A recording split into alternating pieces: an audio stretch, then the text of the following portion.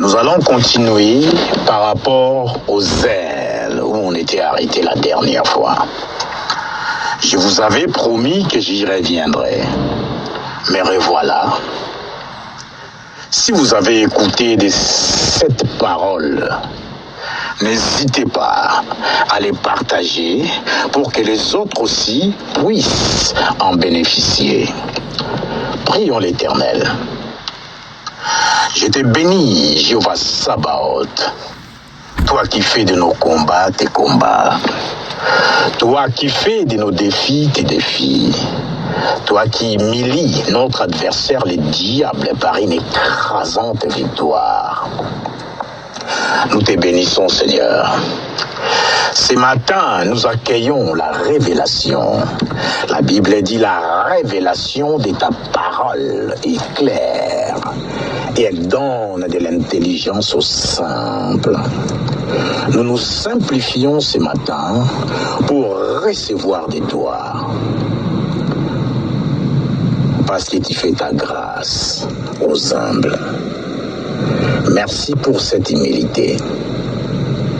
Et que tes paroles prennent encore racine dans nous, dans tous les recoins de notre existence. Au nom puissant de Jésus-Christ, et nous disons tous Amen.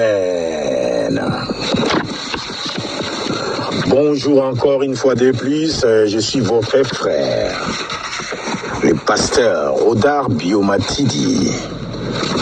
Je représente la MMSA, la mission mondiale pour le salut des âmes. Comme je dis toujours, il faut célébrer les hommes de Dieu qui nous précèdent. Mais, en toute humilité, les gars, ne soyez pas offensés. La moisson est grande. Moi, je prêche par la foi. Tout ce que je prédis, c'est par la foi. Tout ce que j'ai en vue, c'est dans mon ventre. Rien n'est encore matériel. Mais comme j'ai demandé à Dieu pendant ces temps, qu'est-ce que je dois faire? Je ne peux pas attendre gentiment à la maison, en prière, juste prier, non. Je dois faire quelque chose. Le monde doit déjà comprendre qu'il y a la mission mondiale, quelque part. Bien qu'elle n'est pas physique, elle est encore immatérielle. Mais je suis audacieux.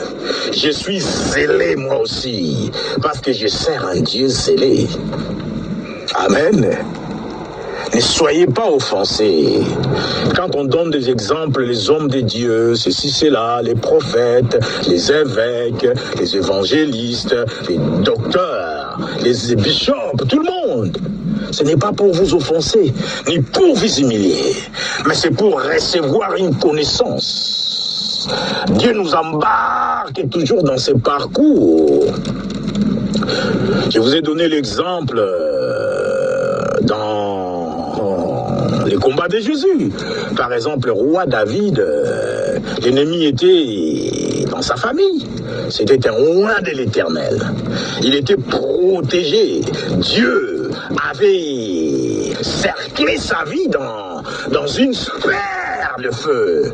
Et en plus, il y avait un décret qui dit « Ne touchez pas mes rois et ne faites pas du mal à mes prophètes. » Ça, c'était l'inimité pour David. Il était inimisé. Mais ses enfants ne l'étaient pas.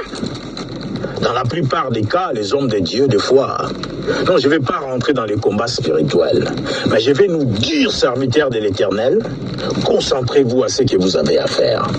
La Bible dit la moisson est grande, il y a peu d'ouvriers. Moi, Dieu me montre le tour du monde. Il me le montre. J'ai commencé à parler comme ça depuis 2020. Et à un moment de ma vie, je me suis dit non, Dieu m'appelle au ministère d'évangélisation. Oui. Ça ne veut pas dire que je ne vais pas rester sur place dans une église. Mais dès que le moment opportun, dès qu'il m'aura équipé correctement, je vais bouger. Pour l'instant, tout est encore dans le ventre. Soyez pas offensés. laissez-moi trouver mon coin où Dieu a réservé pour moi, dit-il. La moisson est grande, il y a peu d'ouvriers.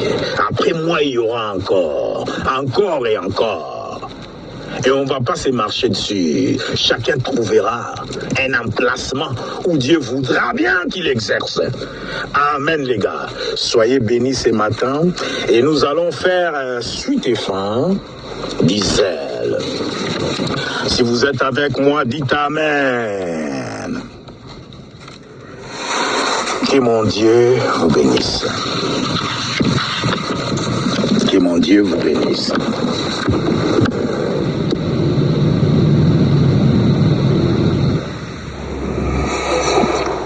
Yata parada satarada shaba yata tatara kata ite tete ratata tatata ratata ratata ratata yatata sekere bazibrada dishia domzata kombrese sate garadanza dadagada quand chou prekezege dans cette retebi sataria brada in the name of Jesus.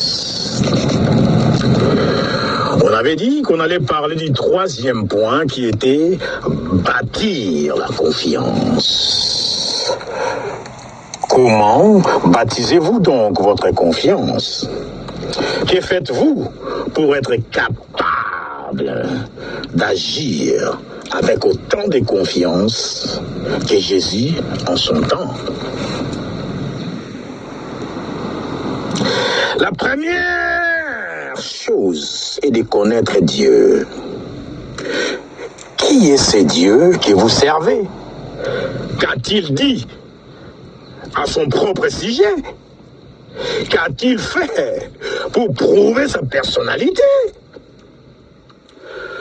Quand vous connaissez les dieux que vous servez, vous êtes capable de tenir ferme face à toute situation, car la Bible dit dans Daniel chapitre 11, le verset 32e, « Mais le peuple de ceux qui connaîtront leur Dieu se fortifiera et fera de grands exploits. » Mais le peuple de ceux qui connaîtront leur Dieu se fortifiera et fera de grands exploits.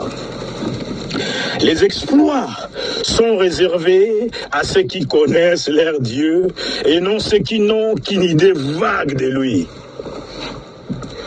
La dernière fois, j'ai dit que je voulais la double portion de l'homme de Dieu, Bishop David Oyedepo. Bien aimé, c'est un terrain glissant. Aujourd'hui, moi, à Rodard, je vois la gloire. Je ne sais pas cet homme de Dieu par où il est passé. Je ne connais pas son histoire. Je ne connais pas ses épreuves. Je ne connais pas ce qu'il a pu traverser pour être à l'aise là où Dieu lui a placé. On a envie, on désire.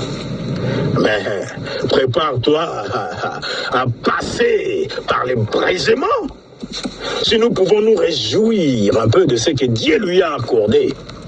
Mais bien aimé, prépare-toi aussi à faire face à tes épreuves.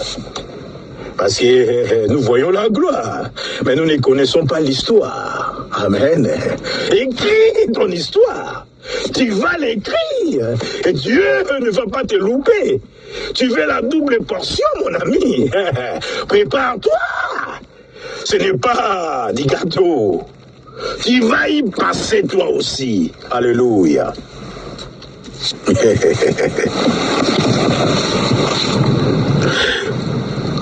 Il vous faut notamment connaître la parole de Dieu. Nourrissez-vous d'elle. Digérez-la. Yohan Tanfumu, salut. Le pasteur Yohan Tanfumu. J'ai entendu un jour, il nous a dit, il faut ruminer la parole, bien-aimé. Tu la digères et tu la remanges encore et encore et encore. Merci pour cette révélation. J'étais interprète, il y avait des pasteurs américains qui sont passés dans une église de la place. Et moi j'étais interprète, j'interprétais en français parce qu'ils prêchaient en anglais. Et les moments des offrandes, le pasteur Johan il vient, il dit « Rodard, n'interprète pas. Ruminer la parole, bien-aimé. C'est-à-dire il faut manger cette parole. Et tu reviens dessus à chaque fois pour te reconstruire. Alléluia. Il vous faut connaître la parole de Dieu. Nourrissez-vous d'elle. Digérez-la. Qu'elle soit en vous. Utilisez-la dans vos batailles quotidiennes. Et vous excellerez. Aucune situation ne peut résister à l'autorité de la parole de Dieu. La Bible dit dans Jean chapitre 8 verset 32, ça c'est devenu comme notre verset populaire, vous connaîtrez la vérité et la vérité vous affranchira. Ce n'est que la vérité que vous connaissez qui peut vous affranchir. Saisissez la vérité et tenez-vous à elle. Galates chapitre 5, le verset 1 dit « Demeurez ferme et ne vous laissez pas mettre de nouveau sous les joug de la servitude. » Tenez ferme dans la liberté que la parole vous donne. Ne vous en détournez pas et vous finirez par vous retrouver enchevêtré dans les liens. Quand vous tenez ferme dans ce que la parole dit à votre sujet, votre liberté est maintenue et garantie.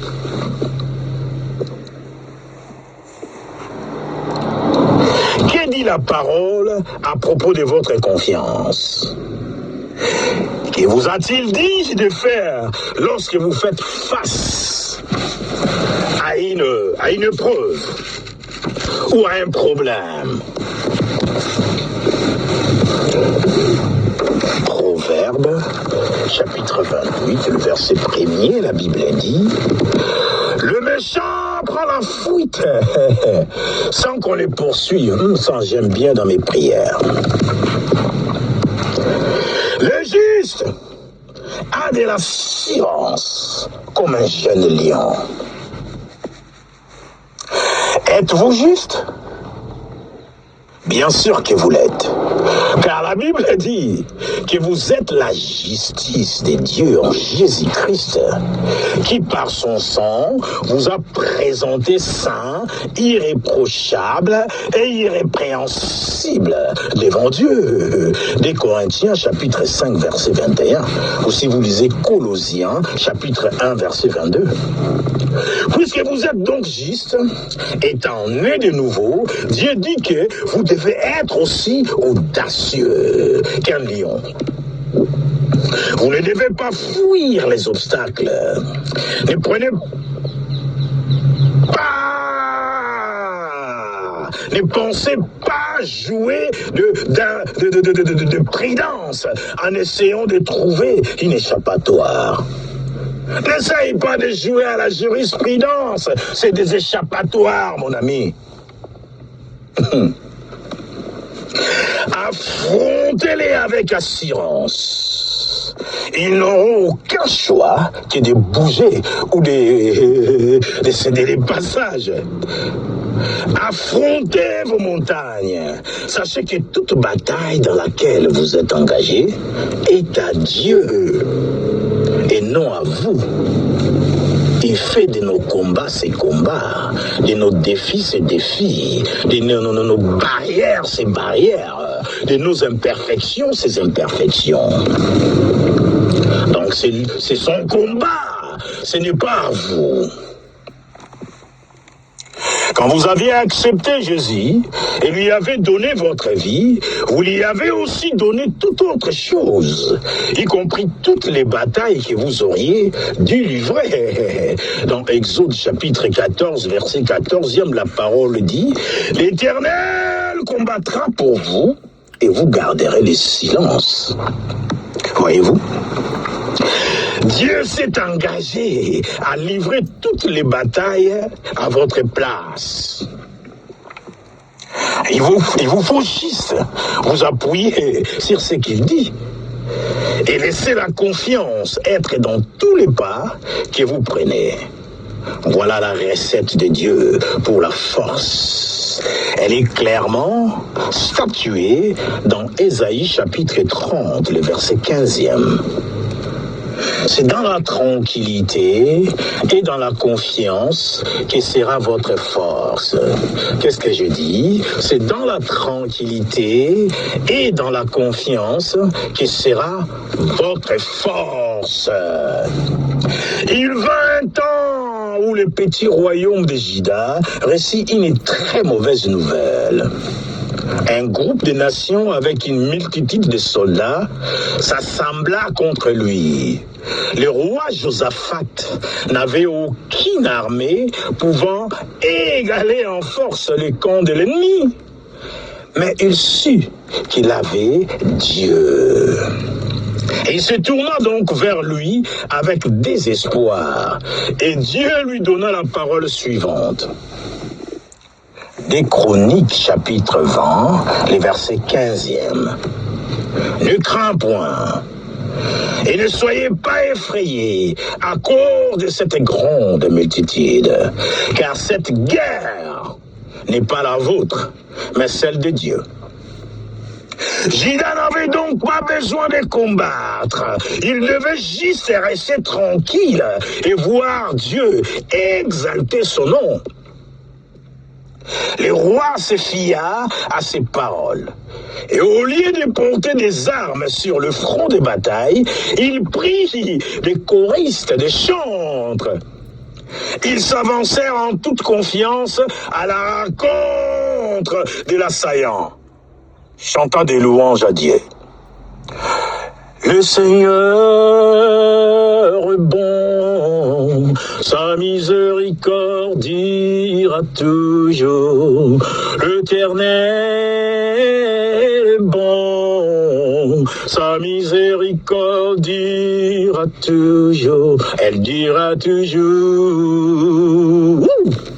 Chante à l'Éternel un cantique nouveau, célébrez-les, habitants de la terre, un chant de victoire, même au temps de guerre. Même au temps de guerre, un chant de victoire. Vous déclarez la victoire, même au milieu de la guerre. Juda n'avait donc plus besoin de combattre. Il devait juste rester tranquille et voir Dieu exalter son nom. Le roi se fia à cette parole. Et au lieu de porter des armes sur le front de bataille, c'est la chorale qui chantait. Ils s'avancèrent en toute confiance à la rencontre des assaillants, chantant de louanges à Dieu. Et l'Éternel combattit pour eux. Juda remporta sa victoire parce que Josaphat avait fait confiance à son Dieu. Il était confiant qu'il fera ce qu'il a dit. Dieu récompensa sa confiance en lui.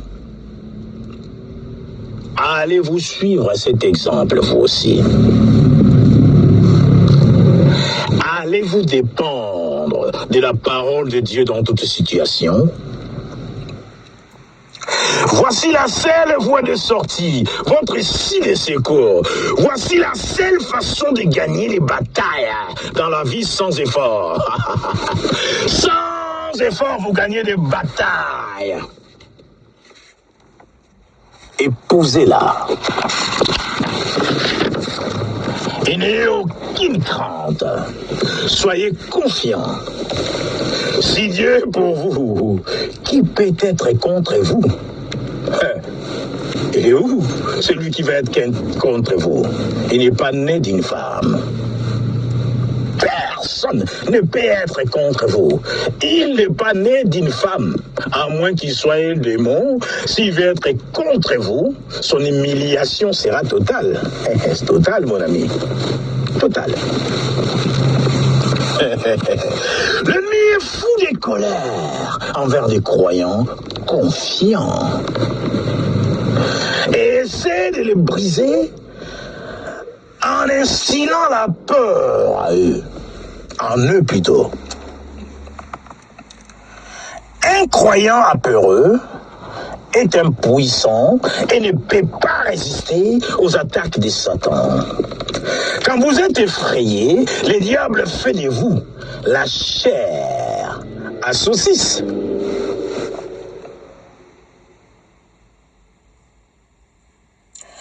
Dans 1 Roi, chapitre 17 et le chapitre 18, il nous est dit qu'Élie avait reçu un message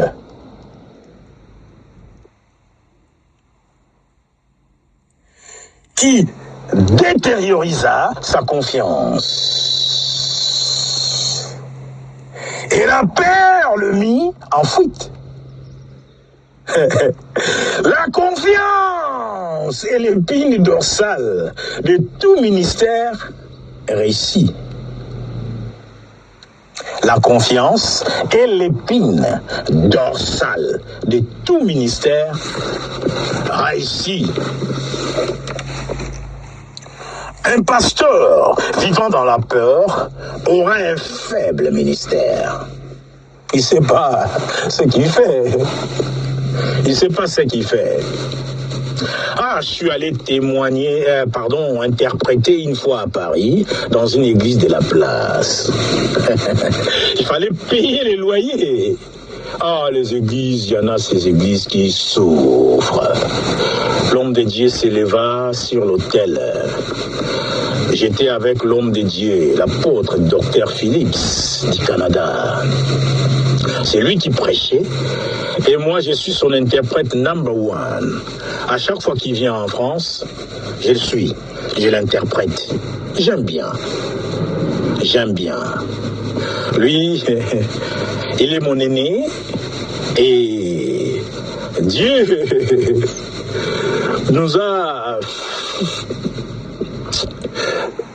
nous a mis ensemble spirituellement. Je ne les connaissais pas, ils ne me connaissaient pas. Subitement comme ça, ils me connaissaient. Dans mes difficultés même, à une époque, ils m'envoyaient de l'argent pour l'œuvre à laquelle Dieu m'appelait. J'étais tellement en difficulté, j'habitais une petite pièce de 16 mètres carrés. J'étais marié et à l'époque, je n'avais que 2 enfants. Divine Umba Matidi et 13 Biomatidi. J'avais que 2 enfants. Et on habitait les 16 mètres carrés, tous les 4. Je l'ai appelé, j'ai dit homme de Dieu, je ne sais pas, mais les choses ne se matérialisent pas. Je ne sais pas, j'ai besoin d'aide. L'homme de Dieu a envoyé de l'argent. Je ne sais pas qu'est-ce qui s'est passé, où le temps de Dieu n'était pas encore accompli. J'ai rien fait. L'argent, je ne sais même pas, avait servi à quoi. Vous voyez?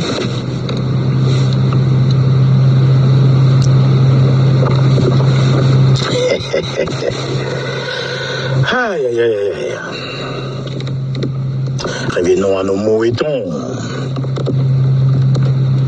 Je disais, un pasteur vivant dans la peur aura un faible ministère, tandis que celui qui exude la confiance aura un ministère prospère.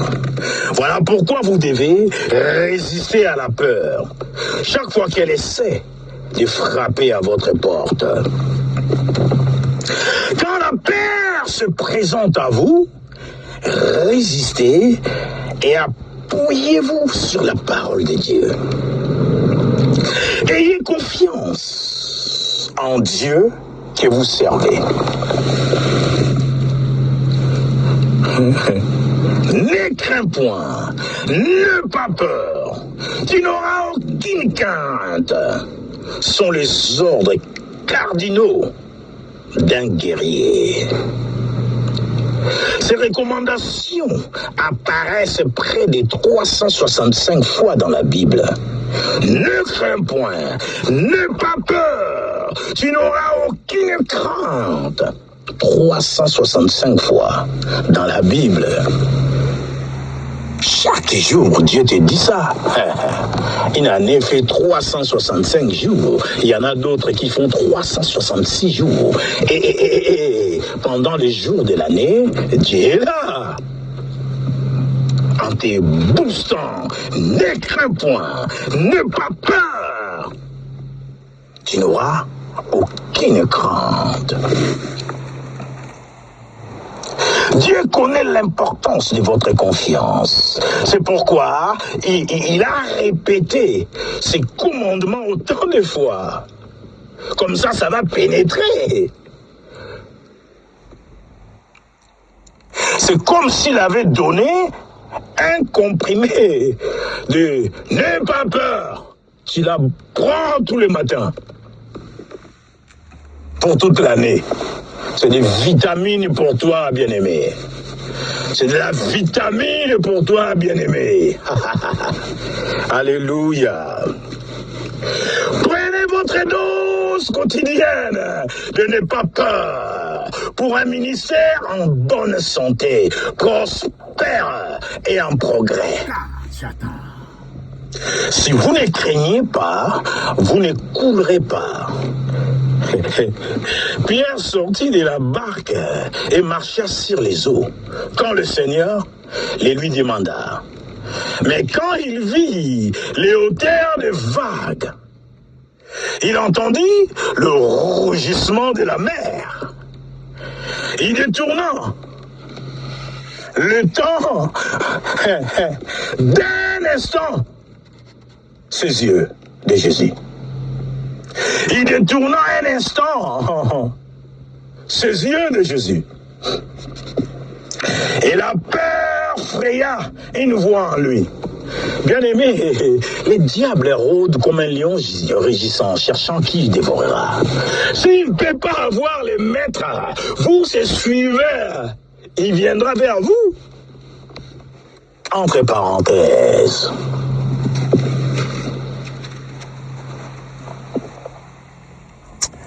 Ne regardez pas l'intensité des attaques que vous affrontez.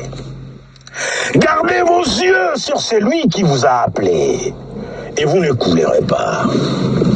Tout comme la récompense de la peur et la noyade, l'élévation et les salaires de la confiance. Vous vous souvenez? Hébreux, chapitre 10, verset 35e, la Bible dit « N'abandonnez votre assurance, ne pas abandonner votre assurance à laquelle est attachée une grande paye. » La Bible dit, parle de rémunération. C'est la paye, mon ami. Votre confiance et votre paye, non, je dirais votre confiance et votre paye. Dieu récompense toujours la confiance en lui. Les hommes confiants sont des hommes d'exploit. Non par leurs propres mains, mais par la main de l'Éternel en qui ils ont placé leur confiance.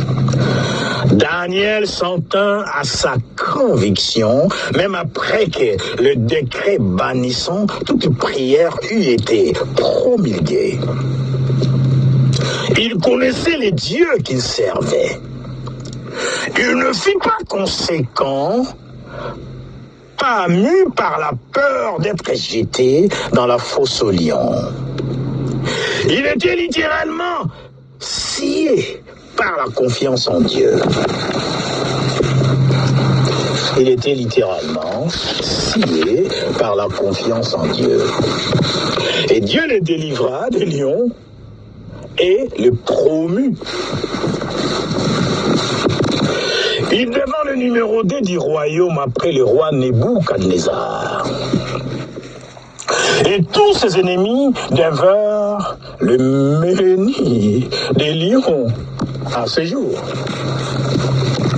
De la même façon, Shadrach, Meshach et Abednego se tinrent audacieusement devant les grands rois Nebuchadnezzar et dirent: nous n'avons pas besoin de répondre là-dessus. Voici notre Dieu que nous servons peut nous délivrer de la fournaise ardente et il nous délivrera de ta main, ô roi. Sinon, sachez, ô roi, que nous ne servirons pas tes dieux et que nous n'adorerons pas la statue d'or que tu as élevée. Daniel, chapitre 3e, du verset 16e au verset 18e. Quelle audace pour ce jeune homme!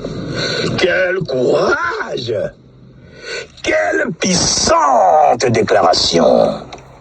Voilà les gens de confiance que Dieu retribue.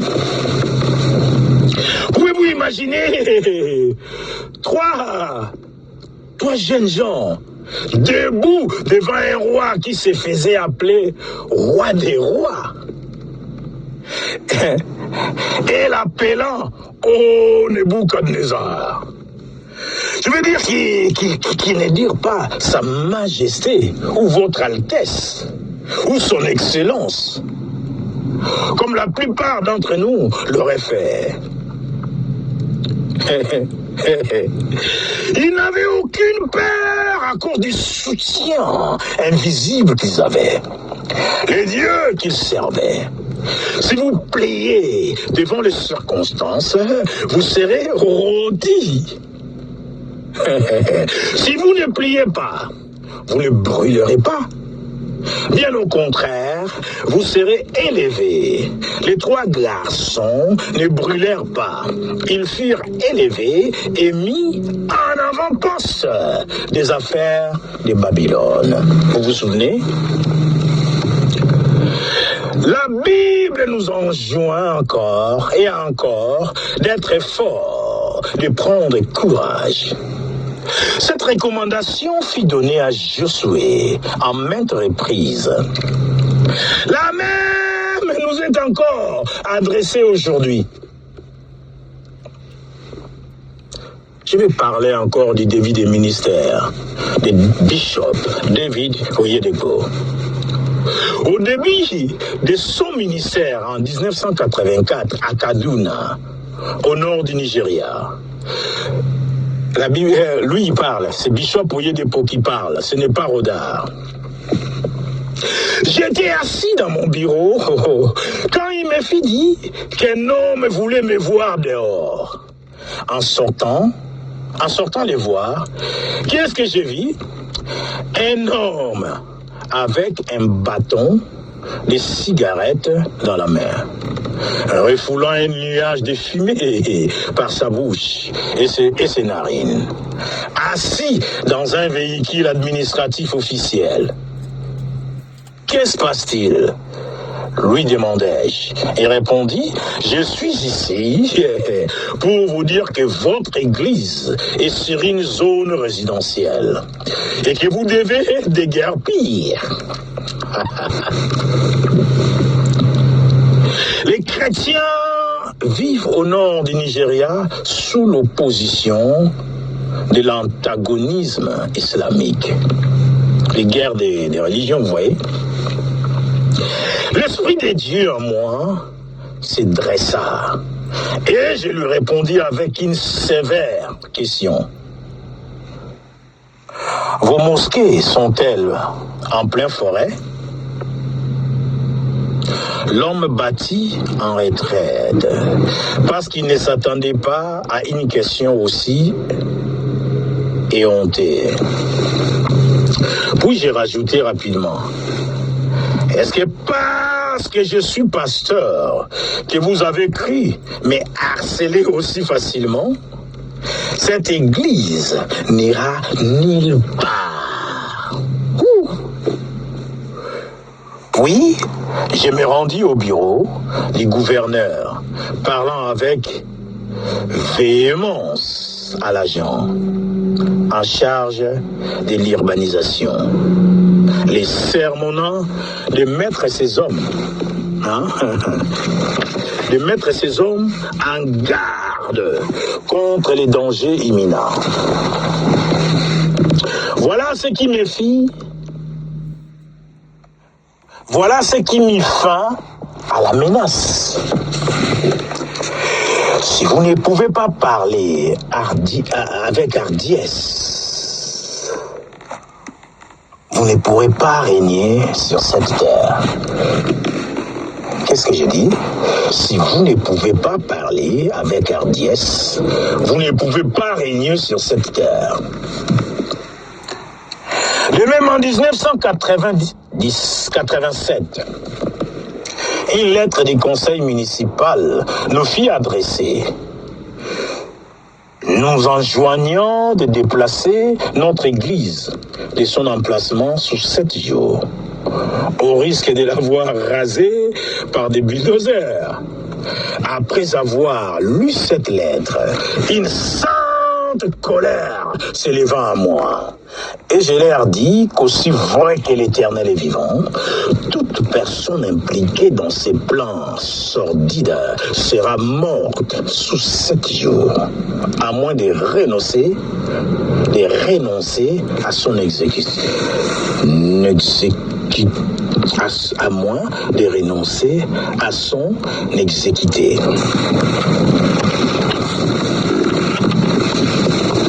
J'avais parlé avec toute la puissance de ma voix. Mon personnel rassemblé autour de moi. Ces hommes étaient morts de peur. Ils se dépêchèrent de remonter dans leur véhicule, dans leur voiture, et de décamper au plus vite.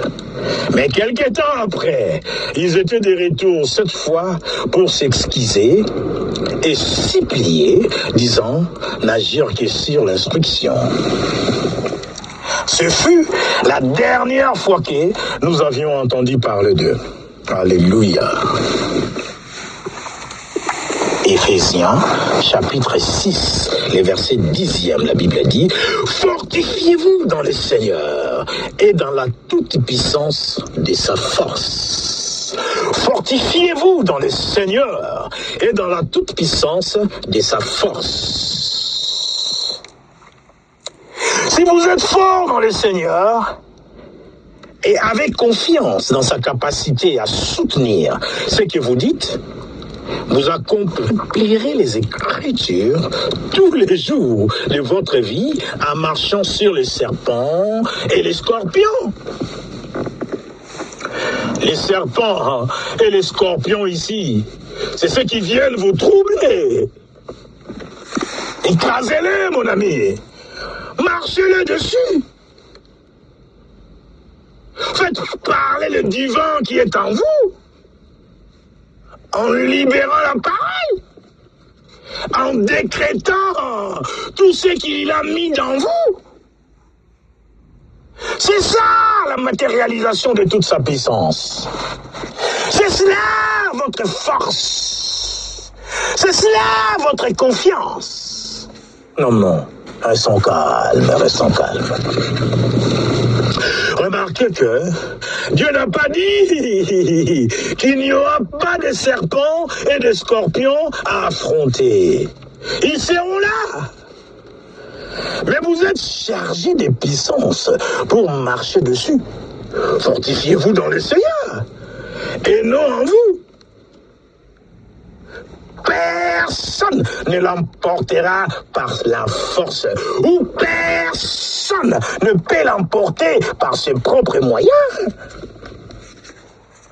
Quand l'Éternel est votre force, vous n'avez pas peur.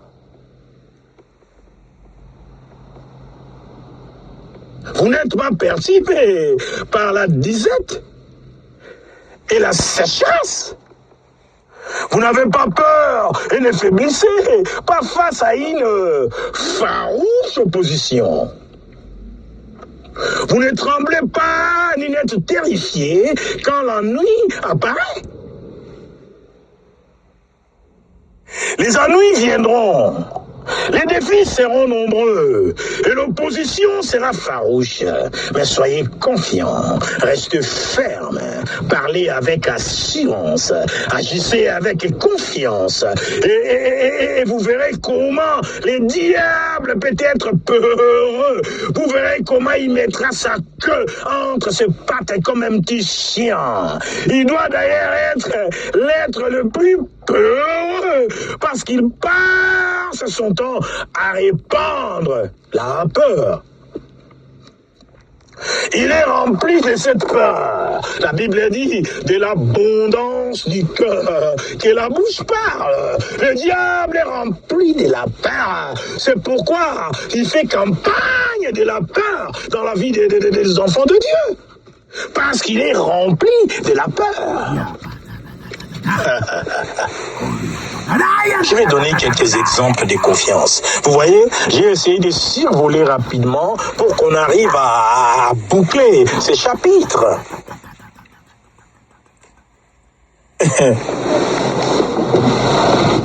Jésus a posé les jalons d'un exemple que nous devons suivre. Il savait qu'il avait l'autorité et il exerça dans toutes choses qu'il fit. Comme j'ai dit la dernière fois, projetez votre esprit dans les scènes de l'alimentation de 5000 hommes dans les déserts. Il y avait un vaste étendue de terre. C'était dans le désert. Et à peine pouviez-vous voir la terre à cause de la forte multitude. Ou à cause de la forte agglutination autour de Jésus. Agglutination autour de Jésus. Question de l'écouter et d'obtenir un miracle quelconque. Cela faisait 3 jours qu'il le suivait sans nourriture. Il doit y avoir aperçu certains allongés et exténués par la faim. Des enfants pleurant et leur mère essayant désespérément de les calmer. Les disciples avaient déjà vite conclu qu'il serait impossible de nourrir une si grande foule. Mais Jésus avait la réponse et il leur dit quoi faire.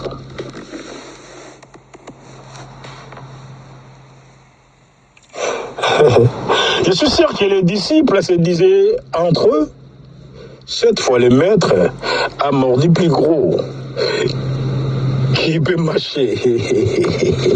Cette fois le maître a mordu plus gros qui peut marcher. Que soit Melara, Mboumoué, Kokina, Mongomonae. Mais Yeshua, vraiment non. Il abuse quoi. Ça c'est les disciples. Avec leur manque de foi. Il va s'aimer la confusion, merde. Parce qu'il n'y a aucun moyen par lequel ces 5 petits pains et ces 3 maigres poissons pourront suffire à tous. Il va y avoir une rouillade sans réserve. Et les gens finiront par nous lapider ici. Très bien, on va tout de même les distribuer.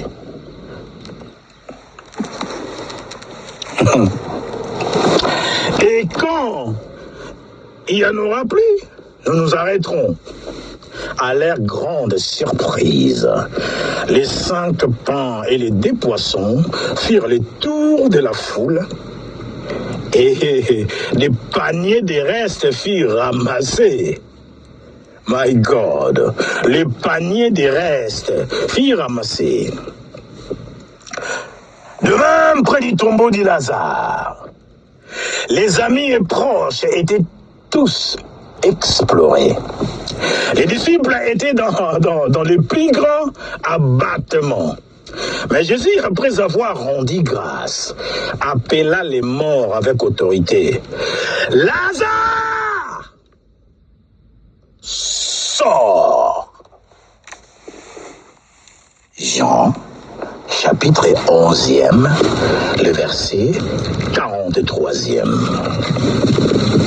Les gens devaient s'être demandé ce qui s'est passé et ce qui les prenait. Certains doivent s'être dit, il appelle peut-être l'esprit de Lazare parce que son corps pue déjà. Son corps est déjà en état de décomposition. Mais ici aussi, Lazare sortit, corps, âme et esprit. Quand il fut confronté au fait qu'Hérode en voulait à sa vie, Jésus dit, allez dire à ce type que je chasse les démons. Il connaissait le soutien derrière lui. C'est pourquoi il entreprit toutes choses sans retenue et avec autorité. Personne ne pouvait l'empêcher de faire son travail. Et celui de son père. C'est pourquoi personne ne devrait vous empêcher d'entreprendre les affaires de votre père. Néhémie ne pouvait pas avoir rebâti le mur de Jérusalem sans confiance. L'opposition était rude et les adversaires incomptables. Mais Néhémie était confiant dans le Dieu qui lui avait donné cette tâche. Les conduira aussi jusqu'à son achèvement. Il se mit donc à l'ouvrage et encouragea le peuple en lui rappelant les soutiens célestes qu'ils avaient.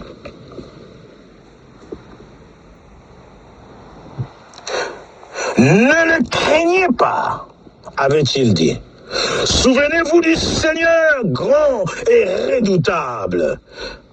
Et combattez pour vos frères, vos filles et vos fils, pour vos femmes et pour vos maisons. Néhémie, chapitre 4, verset 14e. L'apôtre Paul avait lui aussi une grande confiance. Il avait enduré tant de souffrances pour l'évangile. Mais en dépit de tout cela, il pouvait encore dire Actes des apôtres, chapitre 4, les versets 24, la Bible dit « Mais je ne fais pour moi-même aucun quart de ma vie, comme si elle m'était précieuse, pourvu que j'accomplisse ma course avec joie. Et le ministère que j'ai reçu du Seigneur Jésus, d'annoncer la bonne nouvelle de la grâce du Seigneur. » Il savait qui était derrière lui.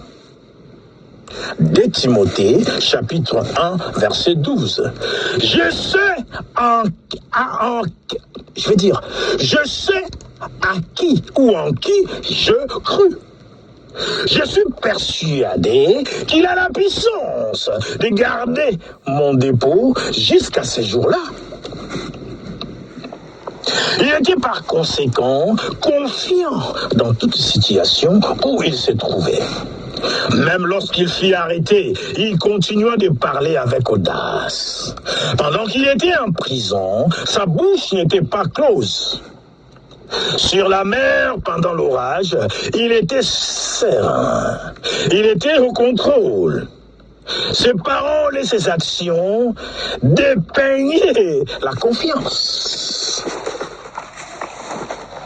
Remarquez que ce ne sont pas toutes les paroles qui ont le soutien de Dieu. Ce ne sont que celles qui sont dites avec autorité et sur lesquelles vous agissez avec confiance qui marche. La confiance marchande. La confiance qui se déplace. La confiance l'assurance qui prend possession. La confiance qui s'engage dans les combats. C'est lorsque vous démontrez votre confiance en Dieu par vos paroles et vos actions que Dieu vous répond. Psaume, chapitre 65e, le verset 5e. Qui nous répondra par des choses terribles de justice. Ô Dieu de notre salut, toi qui es la confiance de tous les bouts de la terre et des régions lointaines de la mer.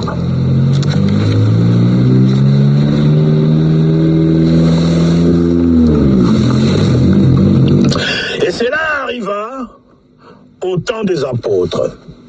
Actes des apôtres, chapitre 14e, le verset 3, la Bible dit « Ils restèrent cependant assez longtemps à Icône, parlant avec assurance, appuyés sur le Seigneur, qui rendait témoignage à la parole de sa grâce et permettait qu'il se fît par leurs mains des prodiges et des miracles. »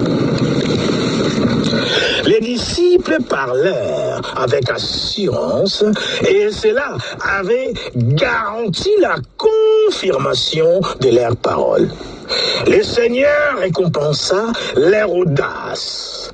L'Éternel nous a ordonné d'ouvrir grand nos bouches afin qu'il les remplisse. Il n'a pas simplement dit « ouvrez vos bouches ». Il l'a ordonné. Psaume chapitre 81, le verset 10. « Ouvre ta bouche et je la remplirai ». Deux parties sont engagées ici, celle de Dieu et la vôtre. C'est comme si vous étiez en train de signer votre contrat d'embauche. Il y a toujours deux parties. L'entreprise qui t'embauche et vous-même. C'est cela. Donc j'ai dit, il y a toujours deux parties. C'est vous qui ouvrez votre bouche, parlant avec audace et assurance.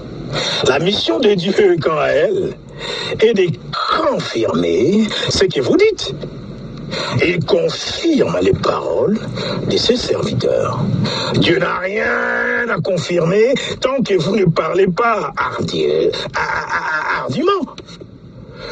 Parlez et agissez avec assurance, et votre ennemi fuira. Sortez avec confiance, et votre ennemi battra en retraite. Le diable, des fois, il se comporte comme un chien. Visualisez votre chien. Je peux l'appeler Doti. Vous avez votre chien Doti, des fois vous le sortez, vous balancez les bois, il court après, il ramasse, il vient, il sort, il vous saute dessus, il remue la quai, il est tout content, il est tout joyeux. Il est avec son maître. Après tout, il est avec son papa, son meilleur ami. Vous lui dites, hey, Doti, vas-y, bouge de là. Il va vous regarder. Il va faire un peu de grimaces avec sa tête. Il bouge de gauche à droite. Il lève un peu les oreilles. Il dit, mais de quoi vous parlez là? On va jouer là. Hein? Il vous saute dessus. Il remue la quai. Parce que pour lui, il sait qu'il est habitué aussi aux ordres. Un chien, il a la mentalité des militaires. Un chien, il obéit aux commandes, aux ordres. Quand vous le dites, Doti, il va jouer ailleurs.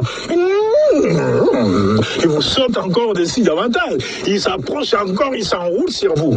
Mais quand vous en avez, Doti, va jouer ailleurs. Alors il met sa queue, il met la queue entre parts, il s'enfuit. Il va dans sa niche.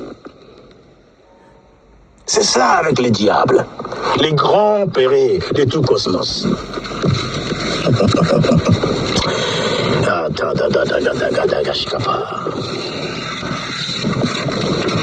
Que dire encore?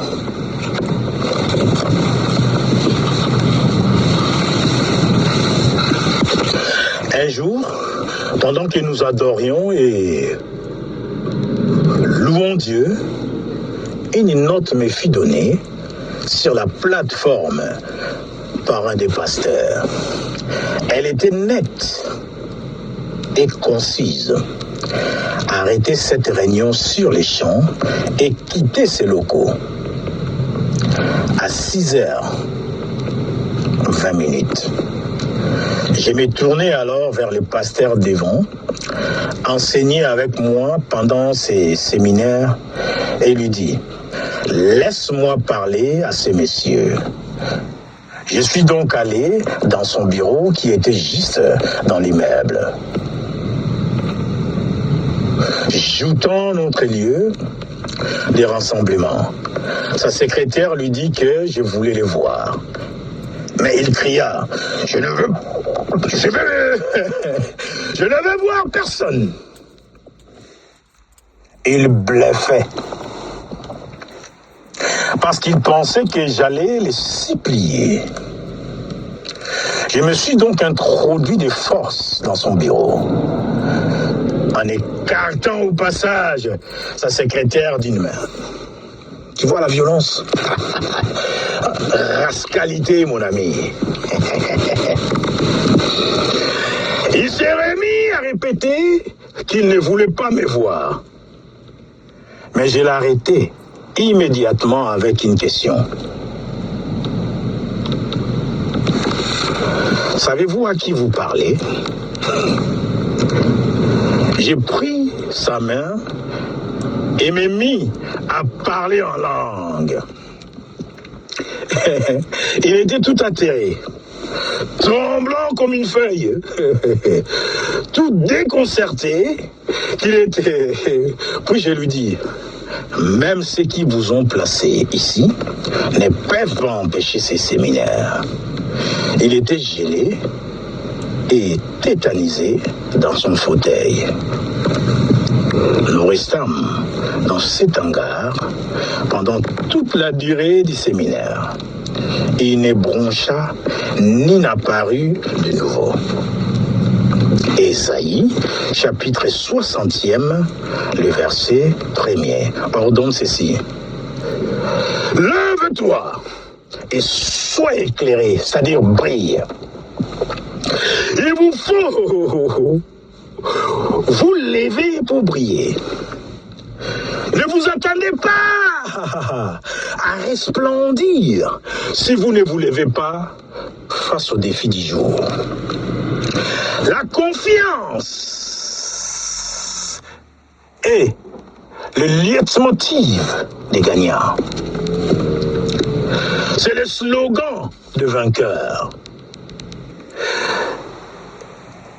C'est incitateur primordial des exploits. Prenez possession de la confiance de la part de Dieu et sa parole. Et ne vous en départissez pas, car elle apporte de grandes récompenses. Paul avait dit dans Philippiens chapitre 1 verset 28, sans vous laisser aucunement effrayer par les adversaires, ce qui est pour eux une preuve de perdition, mais pour vous, de salut. Et c'est là de la part de votre Dieu. Votre intrépidité démontre des choses à vos adversaires, leur destruction. Et aux croyants, l'évidence du salut qui vient de Dieu. Votre confiance marque votre délivrance par Dieu. Chers amis, choisissez d'être hardi et confiant et votre délivrance viendra plus vite. Hein? Votre délivrance viendra plus vite. Que dire encore? Que dire encore?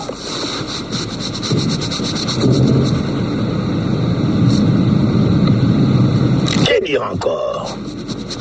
Les mots me manquent.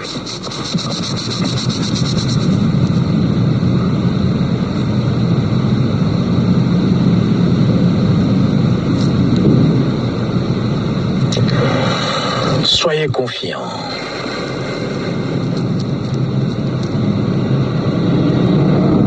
Écrivez votre histoire.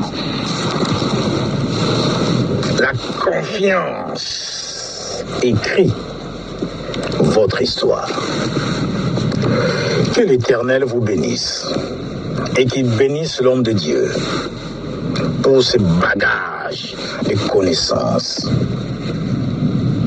Qu'il les bénisse et qu'il me bénisse aussi pour les paroles qu'il met dans ma bouche, pour la force d'étonation qu'il me donne. Je suis comme je suis comme le navire de guerre de l'Éternel. Quand je me mets à prier, même quand je parle en langue, il y a la force de Dieu, la détermination. Dernièrement, je parle en langue. Il me fait parler des langues que moi-même je ne comprends pas. Je ne sais pas de quoi je parle. Peut-être c'est adressé à une personne. Eh bien, je prie Dieu que cette personne-là arrive à crosse de ces messages. Comme ça, ce langage-là, il pourra comprendre tout ce que l'Éternel était en train de lui dire. Comme notre esprit est inerte et moi-même je ne comprends pas. Ah, les mystères de Dieu. Bien-aimé, que l'Éternel vous bénisse. Là-dessus, je crois que Dieu a pris son onction. C'est moi, Rodard, qui essaye de vous parler. Je ne sens pas la force divine en moi. Je ne le sens pas. Comme Dieu n'est pas avec moi en ce moment, eh bien, je ne continue pas. Je m'arrête là. Ainsi, c'est fini pour les ailes. C'était la deuxième partie des ailes. Je suis toujours votre frère, Rodard Biomatidi. Je représente la mission mondiale pour les salut des âmes. Que Dieu vous bénisse. Tchuss. À très bientôt pour un nouveau chapitre.